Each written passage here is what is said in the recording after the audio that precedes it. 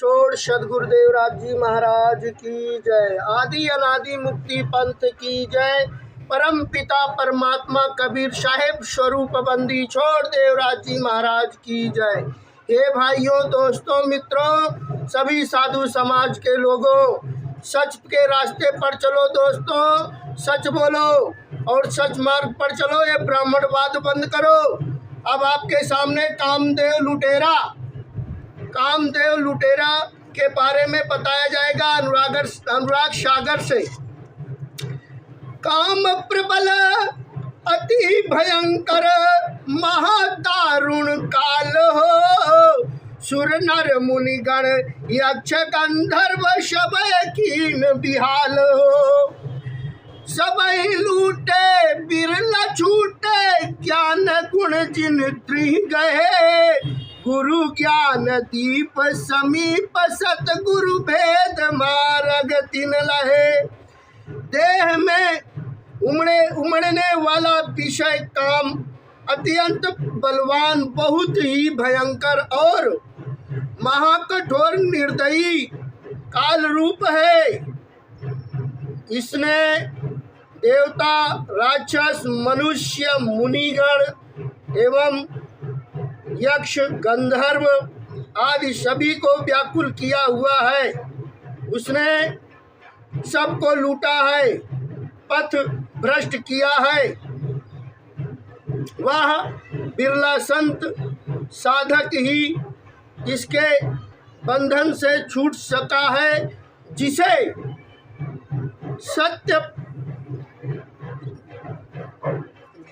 सत्य, क्षमा, धैर्य और विवेक आदि ज्ञान गुणों को दृष्टापूर्वक ग्रहण किया है और सतगुरु के ज्ञान के उपदेश के अनुसार जिसने जीवन से लेकर परम पिता परमात्मा एवं जड़ चेतन तक के भेद को जान लिया और वह सतगुरु के बताए हुए ज्ञान के रास्ते पर चला। कामदेव लुटेरे से बचने का उपाय। दीपक ज्ञान प्रकाश भव उजेरा करी रहो, सतगुरु शब्द विलास भजे चोर चकोर। जब जो संत साधक अपने हृदय रूपी भवन में ज्ञान दीपक का पुण्य प्रकाश किया रहता है और सतगुरु के सार शब्द के आनंद में सदैव मग्न रहता हो, उससे डरकर कामदेव रूपी चोर भाग जाता है। अनल पक्षी का दृष्टांत। गुरु कृपा सो साधु कहावे, अनल पक्ष है लोक सिधावे। धर्मदास यह परखो पानी, अनल पंख गम कहो बखानी। गुरु की महिमा कृपा से साधु कहलाता है। संसार से विरक्त साधु के लिए गुरु कृपा से बढ़कर इस संसार में और कुछ भी नहीं है और वह अनल पक्षी के समान होकर शतलोक को जाता है। सतगुरु कबीर साहेब कहते हैं कि हे धर्मदास, तुम अनल पक्षी की उपदेशक वाणी ध्यान पूर्वक सुनो, समझो और विचार करो। अनल पक्षी की यह रहस्यमयी ज्ञान वाणी तुम्हें अच्छी तरह से स्पष्ट करके बताता हूँ। अनल पक्षी निरंतर अनल आकाश में ही विचरण करता रहता है और उसका बच्चा भी जन्म लेकर पृथ्वी की ओर आते हुए वापिस अपने घर माँ पिता को लौट जाता है। अनल पक्ष जो रहे आकाशा, निस दिन रहे पवन की आशा।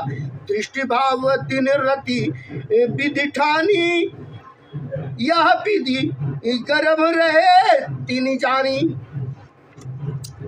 अनल पक्षी जो सदैव आकाश में रहते हैं, वह केवल रात दिन पवन हवा की आशा करते हैं। अनल पक्षी नर मादा की रति क्रिया मैथुन मात्र दृष्टि भाव है। यही वह जब एक दूसरे से मिलते हैं तो प्रेम पूर्वक एक दूसरे को राति भावना की गहन दृष्टि से देखते हैं। उनकी इस रति क्रिया विधि से मादा अनल पक्षी को गर्भ ठहर जाता है। ऐसा जानो। अंडा आकाश कीन पुनितहवा निराधार अल बहई जहवा मारग माही पुष्ट भो अंडा मारग माही बिरह भव खंडा।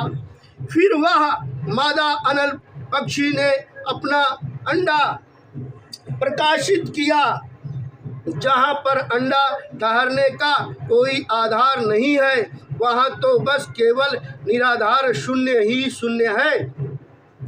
आधारहीन होने के कारण उसका वह अंडा पृथ्वी की ओर नीचे गिरने लगा। नीचे आते समय रास्ते में पककर पूरी तरह से तैयार हो गया। रास्ते में ही वह अंडा फूट गया और उसमें से अनल शिशु बाहर निकल आया। मारग माही चछू तिन पावा मारग माही पंख पर भावा माही ढिंग आवा सुधि भई ताही यहाँ मोर आश्रम नहीं आही। नीचे गिरते समय रास्ते में ही उस शिशु अनल ने अपनी आंखें खोली तथा रास्ते में ही उसने पंख निकालकर वह उड़ने योग्य हो गए। नीचे गिरते हुए जब वह पृथ्वी के निकट आया तो उसे यह होश ध्यान आया कि यह स्थान मेरा आश्रय रहने वाला स्थान नहीं है। सुरति संहार चले पुनितहवा मात पिता को आश्रम जहवा अनल पंख तिहलेन नावे उलट चीन निज धरनी सिधावे। फिर वह अनल पक्षी का शिशु अपना चित्त संभाल कर फिर वह उड़ चला जहाँ पर उसके माता पिता का आश्रम निवास था।